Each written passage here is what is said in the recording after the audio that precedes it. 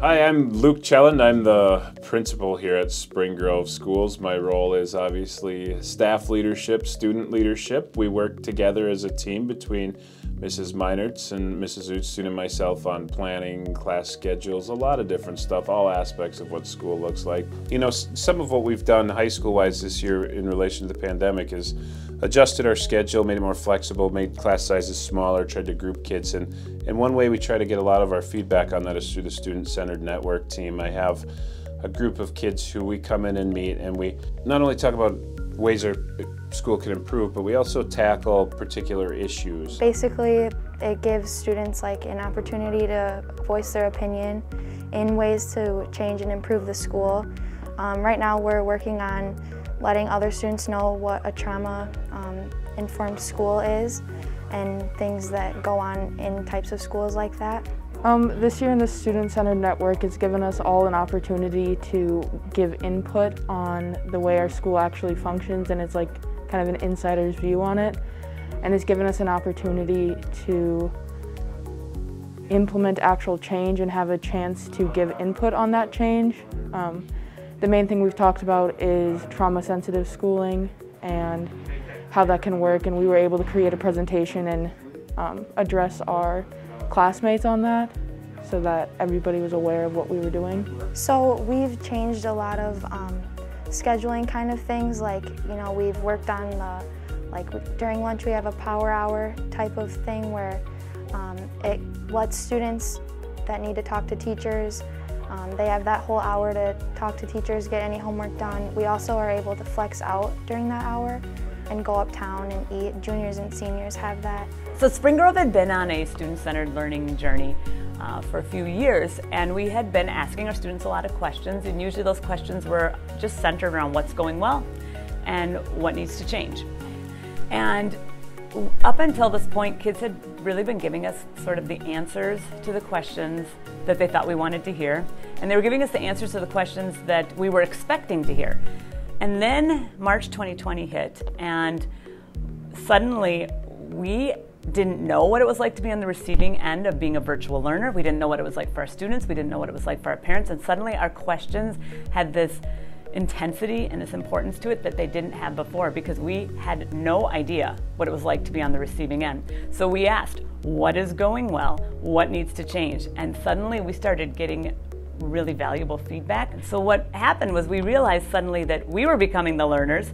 We were doing a lot of listening, and the questions were simple. What's going well? What needs to change? Well, going into this year, we were kind of nervous about having all the kids together and wearing the masks all day. So we were really excited when we heard the idea about being outside and integrating our curriculum into the outdoors. We are heading down to the creek at Trollskogen.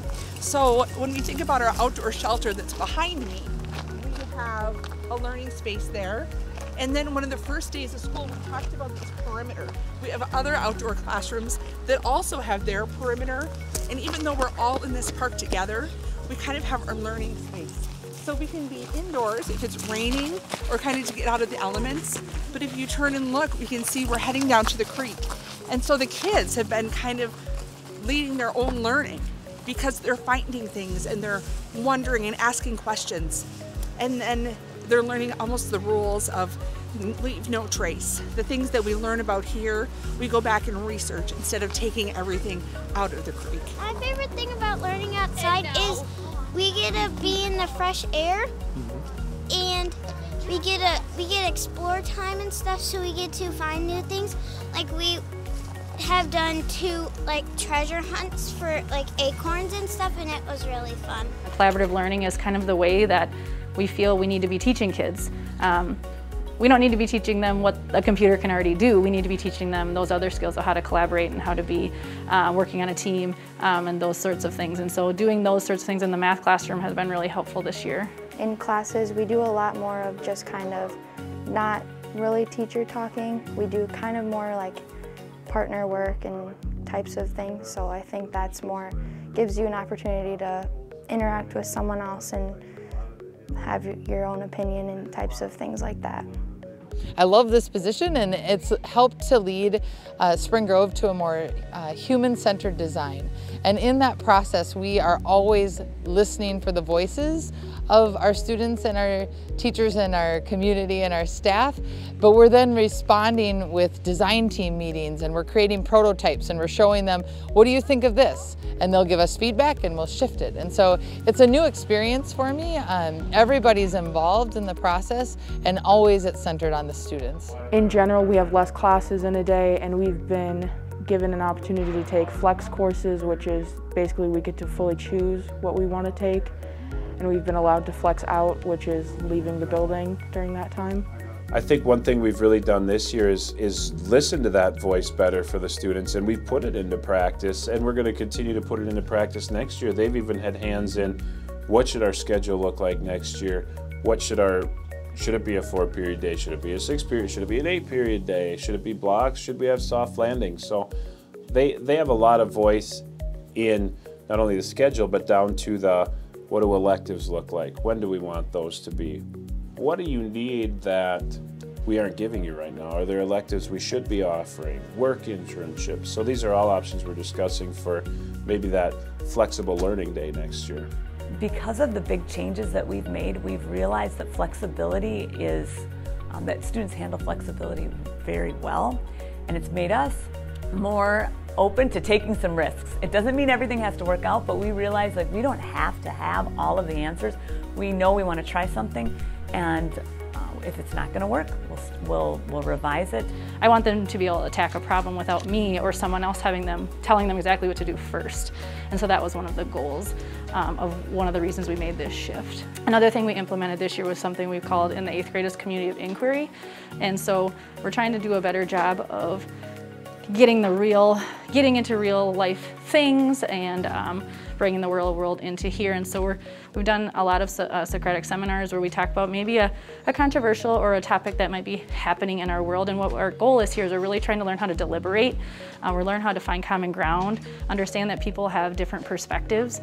And so that time has been very unique, and I know that we're excited to implement that in next year even more. And we just started that at the 2nd semester. And we learned of ways to bring equity into schools and how other schools have done it, and how to really make change in the communities.